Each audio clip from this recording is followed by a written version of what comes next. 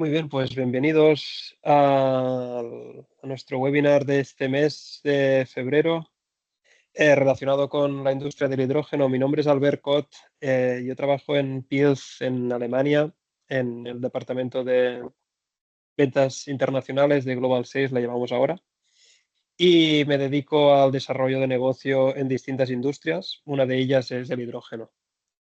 Vale, llevo en Peers más de 8 años y 3 concretamente desarrollando este negocio. Me encargo de ayudar a fabricantes de electrolizadores, fabricantes de fueling stations, todo lo que es relacionado con el hidrógeno. Yo les ayudo conjuntamente con un equipo técnico en Alemania y en otros países en desarrollar estas soluciones. Y hoy un poco esta es la idea, es presentaros qué hacemos en Peers en la industria de hidrógeno, cuáles son nuestras soluciones en seguridad funcional y en security. Y eso es lo que vamos a hacer en el transcurso de la hora. No creo que llegamos a la hora, vamos a hacer 30, 40 minutos.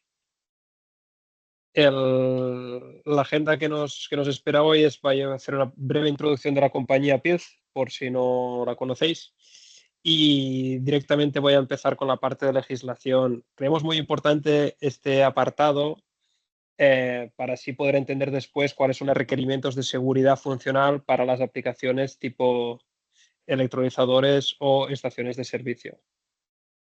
Entonces, eso es lo que vamos a empezar haciendo. Luego voy a hacer un apartado de Identification Access Management y una pequeña conclusión final. ¿Vale? Si tienen alguna duda, hay un apartado de preguntas y respuestas de Q&A, así que adelante preguntando ahí por el chat, y en caso de querer hablar en vez de escribir, también tenemos esa posibilidad, así que podemos abrir micros después en la parte final y podéis discutir, comentar o preguntar lo que os apetezca al respecto.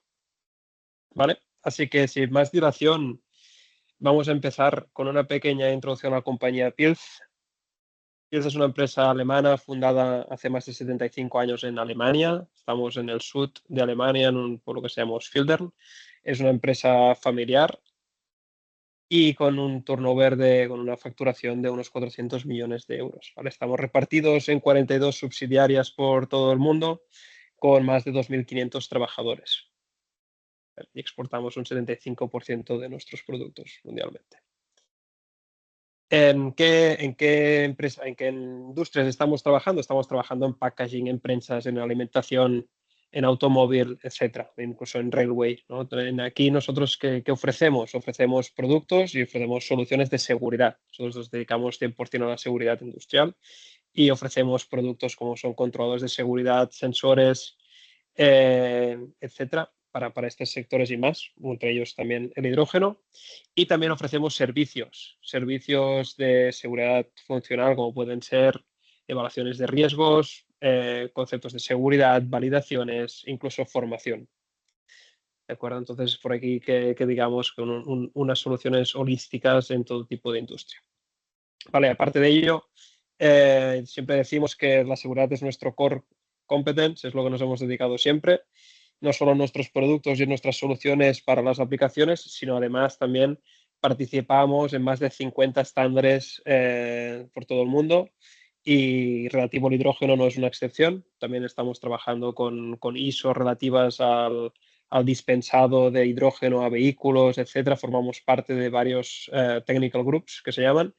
Así que estos en corto, en 2 minutos, quién es Pilz, ¿de acuerdo?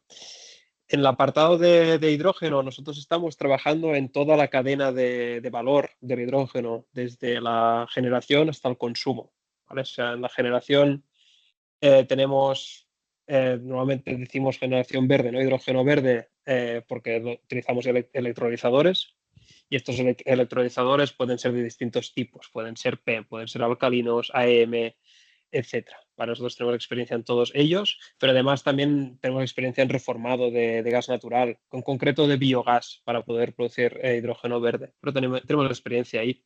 Luego tenemos experiencia en todo lo que es transporte, almacenaje y almacenamiento y dispensadores de hidrógeno. Todos ellos requieren de un transporte de hidrógeno de un punto A a un punto B, y eso siempre es crítico. Siempre vamos a requerir de una diferencia de presión, lo vamos a ver luego.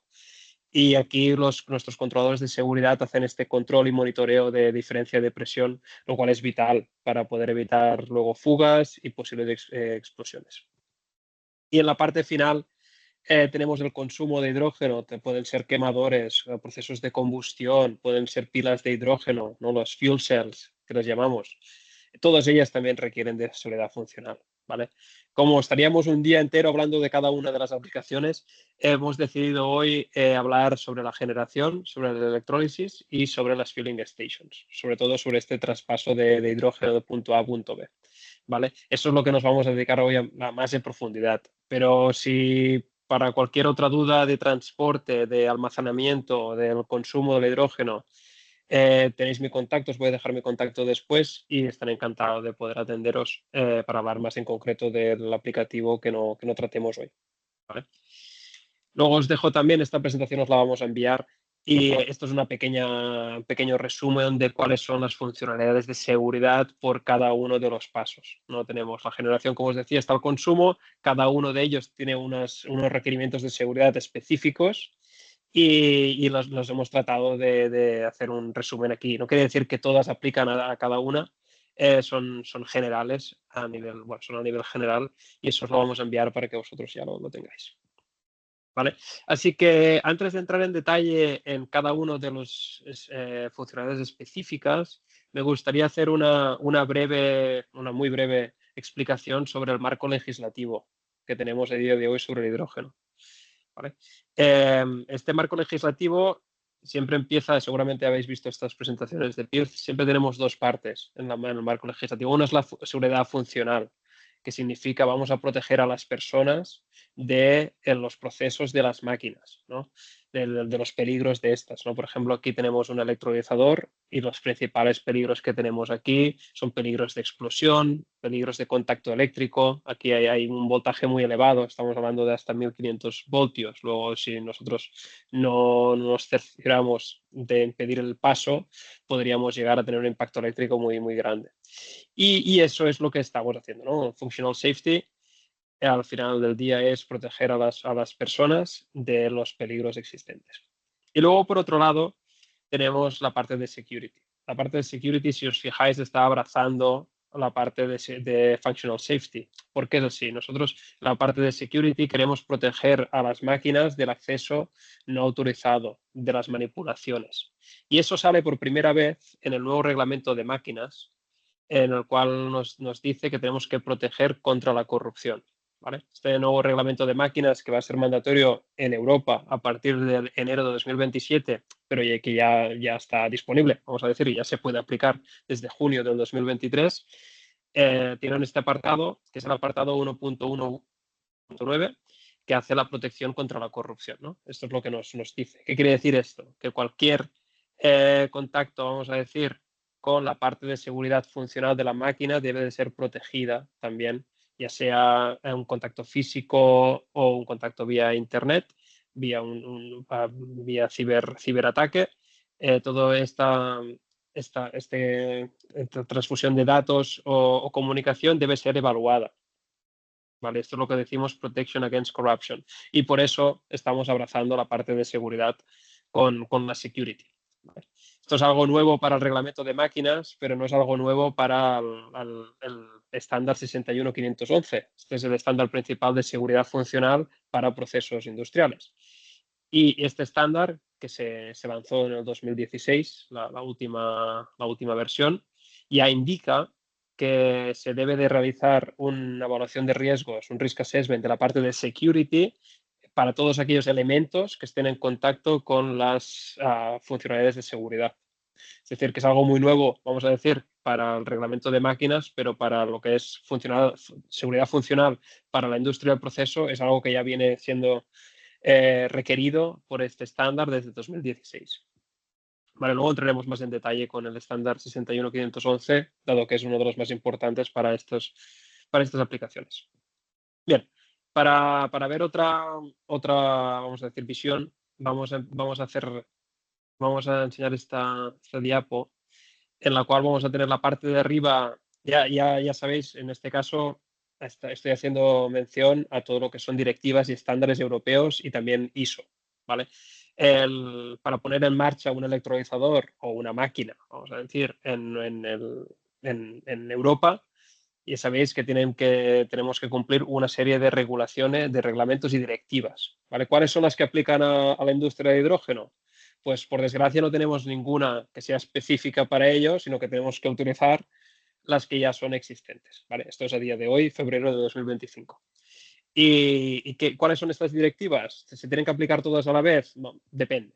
¿Vale? Vamos a ver, depende. O sea, las directivas que vemos que se adecúan más a estos procesos son la directiva de equipos a presión, la directiva ATEX, la directiva de MCs, la directiva de bajo voltaje, incluso de reglamento de máquinas.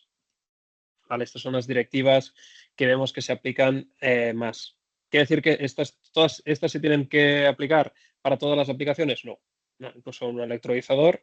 Luego veremos que un electrolizador normalmente se divide en tres partes, en la parte del rectificador, en la parte del stack y en la parte del balance de planta.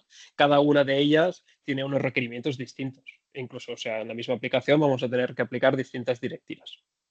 ¿Vale? Bueno, como sabéis, estas son las de obligado cumplimiento para poner en marcha una máquina o un aplicativo en Europa. Luego tenemos los estándares que nos ayudan a poder verificar que estas directivas se están cumpliendo, ¿no? En este caso, para electrolizadores, esta es la norma más importante, es la norma 22734, es una ISO, y es donde nos detalla cada uno de las seguridades que deben de tener los electrolizadores, entre otras cosas. También detalla test para realizar con un largo, etcétera. Lo más interesante es que para la seguridad funcional y para la seguridad eléctrica nos hace referencia a otros estándares. En este caso nos hace referencia a la 61511 para todas las funciones de seguridad y la 60204 para todos aquellos riesgos eléctricos. ¿Vale? Ya como último, también tenemos los Technical Reports. ¿Sabéis? Estos TRs, los Technical Reports, nos dan también ayuda, en este caso, para hacer los sistemas básicos de seguridad de hidrógeno. ¿Vale? Aquí nos dan unas guías básicas que van perfectamente bien junto con los estándares como el 22734. ¿Vale? Esta sería un poco la visión general de estándares, en este caso enfocado a los electrolizadores. ¿Vale? Si bien queríamos seguir explicando más de la 61511, creemos importante también hacer un poco de comparativa entre lo que es seguridad de máquina y proceso, ¿no? Entonces, primero de todo, vamos a ver los peligros. Normalmente siguen siendo, o sea, el daño, perdón, es muy parecido. Pues los aplicativos, los peligros principales pueden tener un daño a personas, al mundo ecológico, a la economía, etc. Los daños son iguales. Ahora bien, los peligros son muy distintos, ¿no? Entonces, aquí nos vamos a centrar en sobre todo los peligros de explosión y los peligros de los top containment. ¿Quiere decir que estos peligros no se aplican en la industria del proceso? Bueno, puede ser, evidentemente, no es que sea una u otra. Por ejemplo, yo qué sé, en los electrolizadores tenemos ventiladores, entonces un principal peligro puede ser un choque directo del ventilador a una persona. Entonces, ¿hay peligros existentes en el mundo del proceso? Pues en el mundo del hidrógeno sí. Vale. Bien, pues vamos a entrar más en detalle en la 61511. Sí, disculpad, esto ya lo hemos explicado un poco para dejarlo claro. Las regulaciones en Europa no hay una en concreto que nos ayude en la tecnología y las aplicaciones de hidrógeno, así que nos ayudamos de las directivas existentes y de los estándares existentes, ¿vale? Que ya he mencionado el 22734 para actualizadores, también tenemos el 19880 para estaciones de servicio y estándares globales que nos aplican a todo el tipo de aplicaciones, que sería el Technical Report 15916. En general, hay que seguir la misma guía que cuando estamos trabajando en máquinas, ¿no?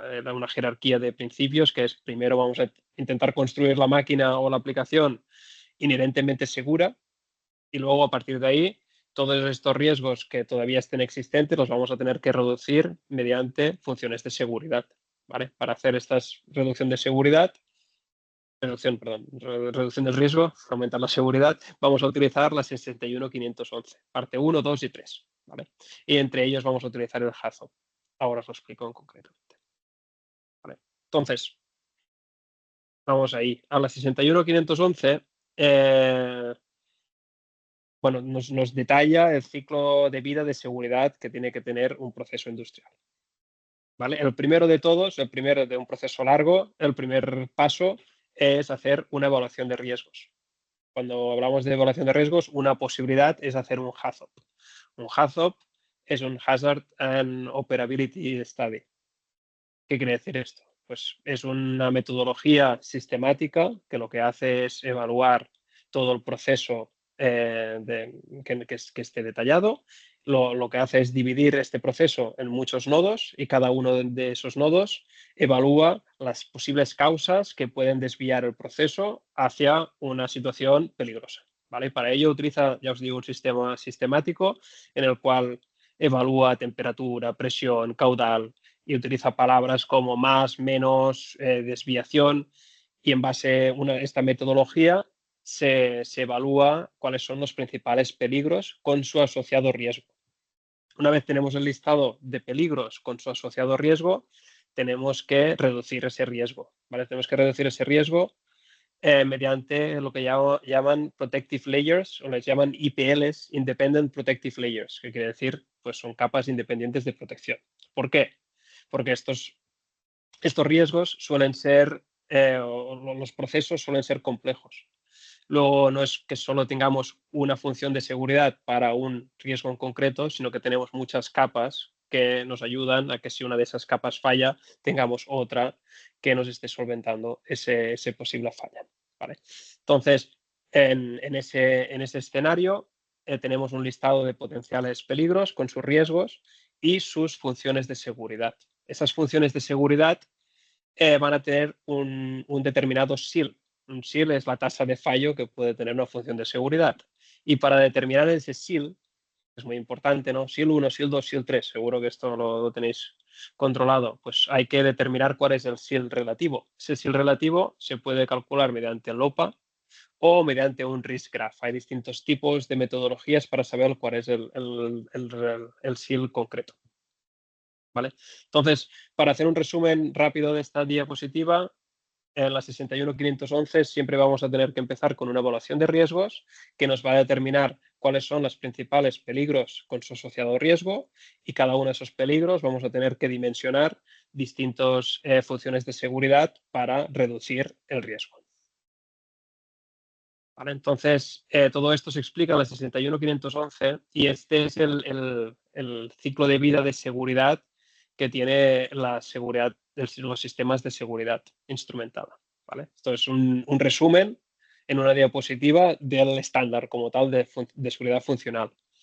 Como veis, empezamos siempre con el HAZOP, seguimos con las evaluaciones y los requerimientos, las funcionalidades de seguridad SIL, y llegamos a este apartado azul, que son los Safety Requirement Specification.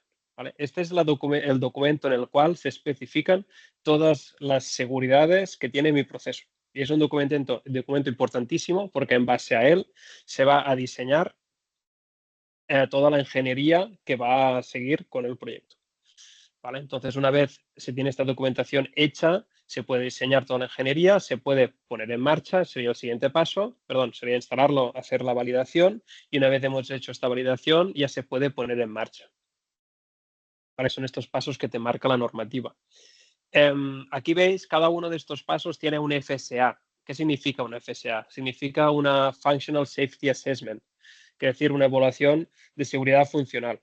Esto nos lo marca el estándar también, y aquí es donde nosotros, desde PILF, también podemos ayudaros. Es decir, en PILF tenemos personal cualificado para hacer estas evaluaciones de seguridad funcional, para evaluar que concretamente el Safety Requirement Specification está hecho correctamente en base al HAZOP, en base a los SILES, se han calculado bien los SILES, está todo bien dimensionado y se puede seguir al siguiente paso. Y así sucesivamente. El más importante de todos es el número 3. Número 3 es la evaluación en la cual se va a hacer antes de que el proceso se ponga en marcha. Y esta es la más importante. Entonces, bueno, ya sabéis, cada uno de ellos tiene su su porqué. ¿Vale? Bien, esto era el resumen de la 61511. A nivel más, ya entrando en detalle, ¿qué quiere decir una función de seguridad? ¿Qué es un sistema de seguridad? Pues bien, aquí lo tenéis, ¿no? A la parte izquierda tenemos un sistema de seguridad relativa que es, pues eso, ¿no? Sensores, lógica y actuadores. En los sensores, pues tenemos detecciones de gas, temperatura, presión, paros de emergencia, controles de caudal, etcétera. Todo esto va a un control lógico de seguridad, quien monitorea y controla todos esos parámetros. Y en caso de que salgan se desvíen de lo programado, vamos a poder actuar sobre valvulería, sobre contactos, etcétera. Esto sería un sistema y una única función de seguridad sería hoy el sensor de presión. Está detectando más del máximo permitido. Por ejemplo, en la salida de un electrolizador normalmente tenemos 30 o 40 bares, está saliendo a más de 50, entonces el sistema no está funcionando correctamente. Luego voy a cortar la valvulería, ¿no? Esto es una función de seguridad como tal en, en un sistema de electrolizador. ¿Vale? Muy bien, pues hasta aquí la parte de legislación. Espero que esté más o menos claro. Son mucha información a lo mejor de golpe, pero vamos a intentar aplicarla a lo que son los electrolizadores. ¿Vale? Vamos allá. En los electrolizadores, a nivel global, vamos a decir, todos se rigen base a ese estándar que hemos estado hablando, que es el 22734. ¿Vale? Ese estándar aplica a todos los electrolizadores, ya sean de tipo PEM, tipo AM, tipo alcalino, etcétera. ¿Vale? A nivel de seguridad, cada uno tiene sus peculiaridades, pero más o menos todos se rigen bajo un mismo patrón. Vale, entonces, a nivel general, ¿qué tenemos? ¿Cuáles son los principales peligros? Los principales peligros es, primero, un contacto directo. Como os he comentado, estamos hablando de 1500 voltios y, bueno, y de miles de amperes. Entonces, esto es uno de los principales peligros. Luego, el segundo peligro sería la explosión y la asfixia.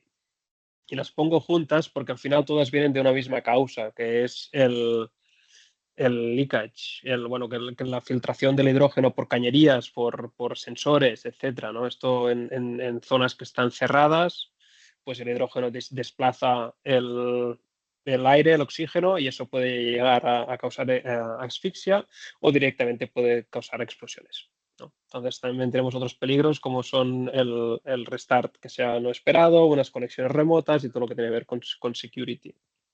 Luego, las principales mitigaciones que tenemos pues son detectores de gas, un control seguro de ventilación, un control de corriente y voltaje, un control de la pureza del agua que entra en el electrolizador. Esto también es muy importante, la pureza del agua. Y luego otras mitigaciones. Entonces, hemos preparado, justo me ha llegado antes, hace una hora esto, lo voy a probar. Esto lo vamos a enseñar en una feria y bueno, os lo enseño un poco. Esto sería un electrolizador. Entonces, un electrolizador se divide en tres partes normalmente. Tenemos siempre el rectificador. El rectificador aquí a la derecha es el encargado de dar potencia en continua al stack. El stack es donde la magia pasa, ¿no? Y donde entra el agua y sale el hidrógeno y el oxígeno. Luego, este rectificador tiene unas funcionalidades de seguridad distintas que el stack o que el balance de planta, ¿no? Entonces aquí veis el rectificador y normalmente en el rectificador tenemos estas funciones de seguridad. Esto es totalmente general, ¿eh? No es que aplique cada una como tal, sino estamos hablando en general, pero vamos a tener un paro de emergencia, vamos a tener un control de voltaje con unas señales analógicas que van a nuestro control de seguridad, un control de corriente y también un control de acceso, ¿no? Con un pit reader. Aquí veis un poco con el pit reader que podemos llegar a hacer. Luego os lo enseñaré más en concreto, pero es un poco la idea general. ¿Vale? Esto sería un rectificador. También tenemos el stack. En el stack, aquí es una de las zonas más interesantes del electrolizador, es donde hay el core de un fabricante de electrolizadores, ¿no? Y aquí hay muchos más potenciales riesgos, como puede ser la concentración de hidrógeno en la línea de oxígeno. Puede ser el aumento de temperatura, aumento de presión, incluso conexiones a tierra, que no estén bien hechas. Esto también puede hacer que toda la caja se convierte en un peligro en concreto, etcétera, ¿no? Entonces, bueno, tenemos este apartado de aquí y luego tenemos el balance de planta. El balance de planta o BOP es básicamente todo lo que no es el stack, o sea, todo el sistema de purificación, el sistema de compresión, etcétera, todo lo que viene antes y después de la creación de hidrógeno. Y aquí pues también tenemos otras funciones de seguridad. Todas estas funciones de seguridad salen del estándar que comentábamos antes del 22734. ¿Vale? Todas esas salen de ahí.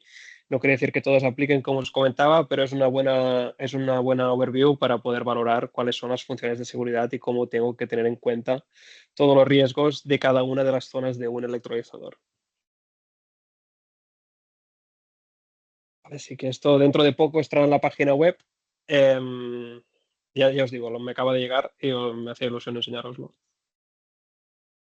Entonces, entrando ya como para acabar con el apartado de electrolizadores, por ejemplo, cuando estamos hablando de control de gas, aquí nosotros trabajamos con una empresa que se llama Drager, pueden ser otras. Este ejemplo es con una empresa que se llama Drager, en el cual tenemos sensores de detección de gas. Dentro de la detección de gas, no soy un experto, pero hay distintos métodos.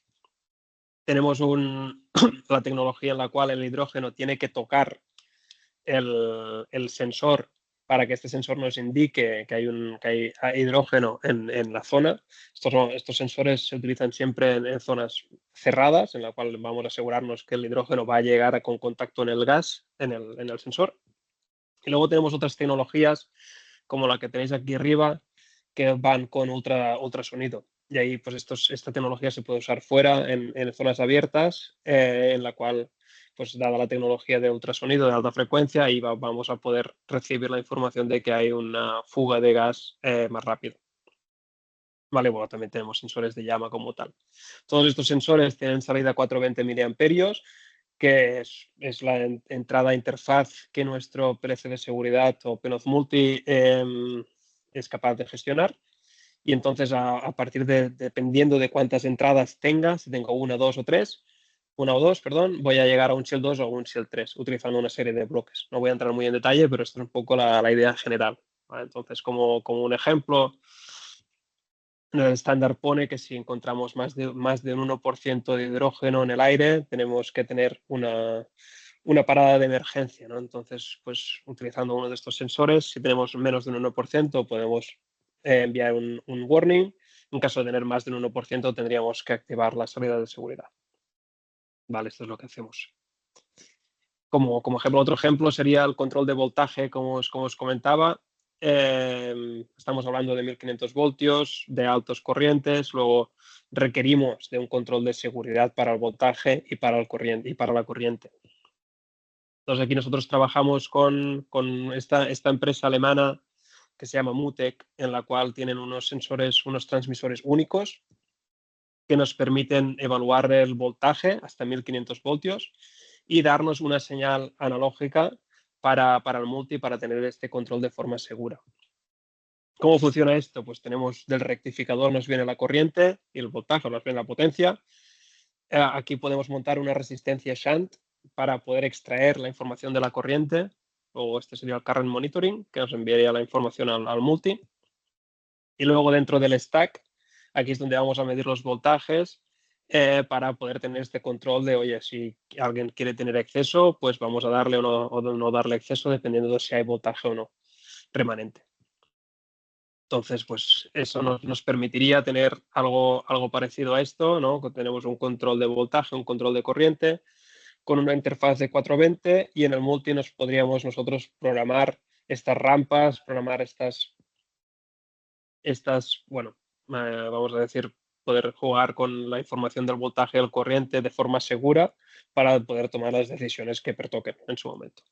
Entonces, para enseñaros un par de ejemplos de dos fabricantes que tenemos, sin poder decir el nombre del fabricante como tal, esto es un proceso alcalino y aquí son fabricantes, son de potencia de hasta 10 megavatios en este caso para este sistema de aquí. Lo que decide hacer este fabricante es dividir los PLCs en varias zonas para así poder evitar pues que se le caiga todo el sistema en completo, ¿no? Tener una mayor availability del sistema, ¿no? Disponibilidad del sistema.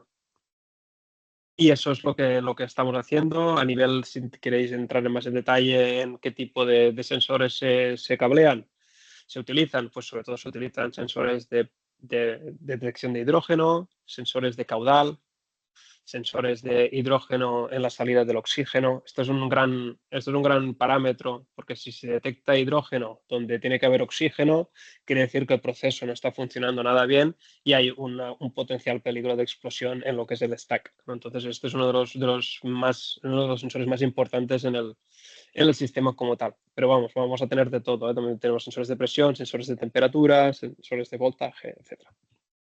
Vale, esto se divide en distintas zonas y como medida de salidas, pues vamos a tener rectificadores, vamos a tener valvulerías, etcétera. Vale, así que hasta aquí lo que es el apartado de electrolizadores. Si tenéis alguna duda, ya sabéis, podéis ponerla en el Q&A o en el chat y luego la retomamos. Para lo que son estaciones de servicio, aquí me voy a centrar no solo en la estación de servicio como tal, sino como os decía antes, en transportar hidrógeno de un punto A a un punto B. Y esto me vale para moverlo de un depósito a otro depósito, como de un dispensador a un coche o a un autobús. Al final el concepto es exactamente el mismo. Aquí lo veis, en concreto la parte roja es la parte del movimiento de hidrógeno, ¿no? Normalmente pues tenemos, oye, pues de un transporte nos pasa en puertos. Vamos a decir, hay un fabricante chileno que nos fabrica hidrógeno y nos lo envía a Europa mediante el puerto de Rotterdam, que es uno de los que estaba más preparado para esta entrada de hidrógeno. ¿Vale? Ya la primera transporte de un almacenamiento a un camión o a una red, aquí vamos a tener que tener un control de presión de punto A a punto B. Lo mismo cuando ya esté en un truck trailer y se vaya a una zona de estacionamiento, de almacenamiento o a una zona de dispensador de hidrógeno. Cada uno de estos puntos rojos equivale a un control de seguridad en el movimiento de hidrógeno, ¿vale? ¿Y esto qué quiere decir? Que debemos de proteger el ramp up del hidrógeno en el depósito que va a ser abastecido. ¿Por qué? Porque el responsable de hacer este abastecimiento siempre va a ser la fuente. Esta fuente de hidrógeno hacia el punto B, esta es la responsable de que este cambio de hidrógeno, vamos a decir, esta transferencia de hidrógeno sea segura, ¿vale? Ya sea aquí o esta parte de aquí, en la parte de local storage o del dispensador al coche. Siempre en la parte de source, ¿no? De la parte que ofrece, que da el hidrógeno, es el responsable. Entonces, esto se puede hacer mediante una serie de bloques ya prehechos y disponibles en el mercado, que es lo que estamos viendo que está gustando más en el mercado, ¿vale? Entonces, esto lo hacemos mediante estas rampings, estos bloques prehechos, y también tenemos incluso del gradiente de los bloques como tal, ¿vale? Entonces, esta detección dinámica de seguridad es lo que estamos ofreciendo con nuestro controlador, ya sea el Multi2 o el PSS 4000. ¿Vale? Os enseño un ejemplo en el cual pues lo he sacado de LinkedIn. Os voy a dejar el link aquí. Y es una empresa que se llama GP Joule, y esta empresa lo que hace son estos camiones que recogen el hidrógeno de un puerto y se lo llevan a hidrogeneras, ¿vale? Estaciones de servicio que ofrecen hidrógeno. En este caso, el fabricante como tal es responsable de que cuando está el hidrógeno cargado en el camión y se va a una hidrogenera, es el camión el responsable de abastecer el hidrógeno de forma segura. Y por eso tienen instalado un multi, si lo veis aquí dentro, ya instalado dentro del camión, ¿vale? Este multi solo va a funcionar cuando el camión esté parado y se abastece la hidrogenera. ¿Y qué es lo que hace el multi? Pues exactamente esto, se ocupa de gestionar lo que os estaba explicando aquí, el ramp up de la presión del punto A al punto B. ¿Por qué es tan importante este ramp up, esta gráfica? Porque si nos pasamos y estamos dando más presión de la requerida en la hidrogenera, esto va a generar una rotura en los tanques que estamos abasteciendo. Esta micro rotura se puede ir haciendo más grande, pero como sabéis, el hidrógeno es el gas más pequeño del mundo, luego se va a colar por cualquier rotura que tenga ese depósito como tal. Y por eso es tan importante este ramp up de presión. ¿Vale? Esto es lo que veis aquí. Y no solo esto, sino que además el multi tiene la mejor accuracy, tiene la mejor resolución del mercado, que es de un 1%. ¿Vale? Cuando estamos hablando en hidrogeneras y en almacenamiento de hidrógeno, estamos hablando de medidas de más de 1000 bares. Estamos hablando de desde 350, 700 hasta 1000 bares. Luego, tener una resolución de 1% a un 3-4% hace la diferencia. Estamos hablando de 10 bares a 50 bares de más menos. Luego aquí el multi no solo es interesante por este ramp up que realiza, sino por la safety accuracy, la resolución que tiene del mercado. ¿Vale? Entonces, esto es lo que os queríamos comentar. Ya por último, ya relativo, y es un poco relativo a todas las aplicaciones en general. Cuando hablamos de security y hablamos de access management, he hecho un poco el resumen al principio sobre el security, sobre el reglamento de máquinas, en este apartado 1.19, en el cual nos indica esta protección contra la corrupción. Y también hay technical reports muy interesantes como este, el 63074, que nos indica los aspectos de security en base a las funciones de seguridad, a las funciones relativas a la seguridad. Este es un report muy interesante de cómo afectan estas manipulaciones, estos accesos no autorizados a los sistemas de seguridad.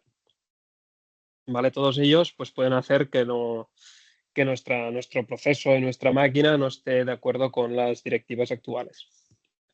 Entonces, lo que os voy a hablar ahora, los próximos 3-4 minutos, son sobre nuestras soluciones de Access Management, cómo nosotros podemos cubrir parte de estos principales riesgos de security y de cybersecurity con nuestros conceptos de Access Management, ¿vale? Que en realidad son estos Identification Access Management, nuestro BitReader. No sé si lo conocéis, ahora os voy a hacer un poco de explicación de qué es lo que hace y para qué sirve, con un pequeño ejemplo. Primero tenemos la identificación, eso es lo que es el apartado principal. O sea, nosotros solo damos acceso o permitimos hacer alguna acción cuando identificamos quién es la persona que quiere hacerlo. Entonces, este es el primer pilar. El segundo pilar es, oye, dependiendo de quién seas, te vamos a poder dar una cualificación u otra. Puede ser que seas un operario, un inspector, etcétera, y tengas un nivel de educación A, B o C. Vuelvo al tema del electrolizador.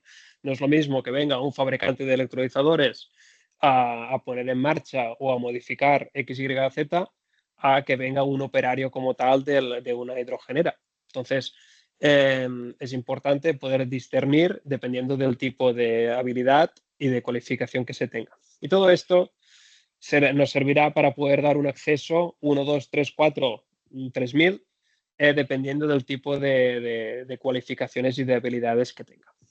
¿Vale? Esto es a nivel general el concepto de Identification and Access Management que veis aquí. A nivel técnico, esto nosotros lo bajamos al suelo con, vamos a decir, con nuestras tarjetas y nuestras llaves. Nosotros trabajamos con nuestras llaves del BitReader, con nuestras tarjetas e incluso también trabajamos con tarjetas de terceros, dependiendo del tipo de tecnología, pero vamos, estamos ya trabajando con más del 70% de las tecnologías del mercado. Luego también tenemos softwares para hacer el desarrollo y para hacer las soluciones finales del BitReader. Y finalmente tenemos el BitReader como tal, que es el elemento en el cual nos da acceso pues eso, a una máquina, a un electrolizador o a una pantalla. ¿Vale? ¿Cuáles son los usos principales de la Identification Access Management? Pues tenemos varios.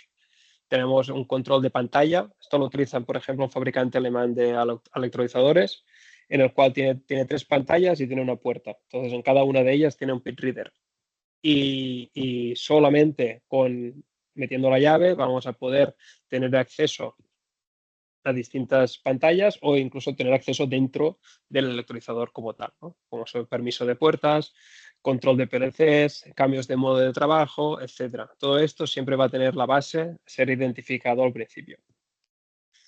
Y aquí os enseño otro ejemplo en el cual aquí a la izquierda veis es un panel clásico, ¿no? De una pantalla con una serie de pulsadores. Aquí sin meter la llave del reader, la única cosa que funciona, el único elemento que funciona es el paro de emergencia. Sin la llave solo funciona el paro de emergencia. Si yo meto la llave y me identifico y la máquina en la pantalla, el PLC ya sabe quién soy y qué puedo hacer en base a mis habilidades y mis conocimientos, y aquí ya podré moverme entre pantallas, ya podré pulsar una serie de botones, etc. Entonces, ya veis aquí, en función del tipo de operario que tenga, de técnico, de mecánico, etc., voy a poder hacer unas funciones u otras. Y este es el concepto general de Identification Access Management.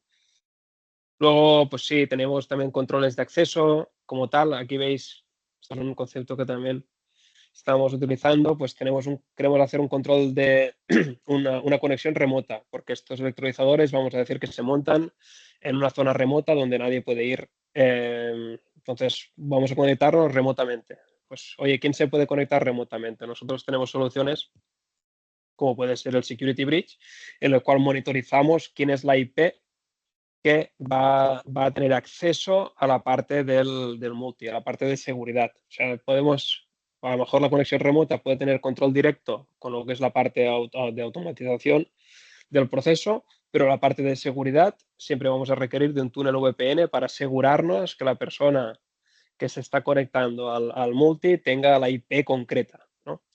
Y sea pues ese portátil que sea programado para que pueda tener esa conexión. Y eso es lo que estamos ofreciendo aquí, una conexión túnel VPN a la máquina, a la parte de seguridad de forma segura. ¿Vale? Y ya está, y con esto termino. Bueno, sí, al final sabemos que las aplicaciones de hidrógeno, por ejemplo, en un electrolizador, la parte de seguridad es mucho más que la robustez, es mucho más que los controles de estanqueidad, es hacer unos controles dinámicos, por eso, de presión, temperatura, voltaje, caudales, etcétera.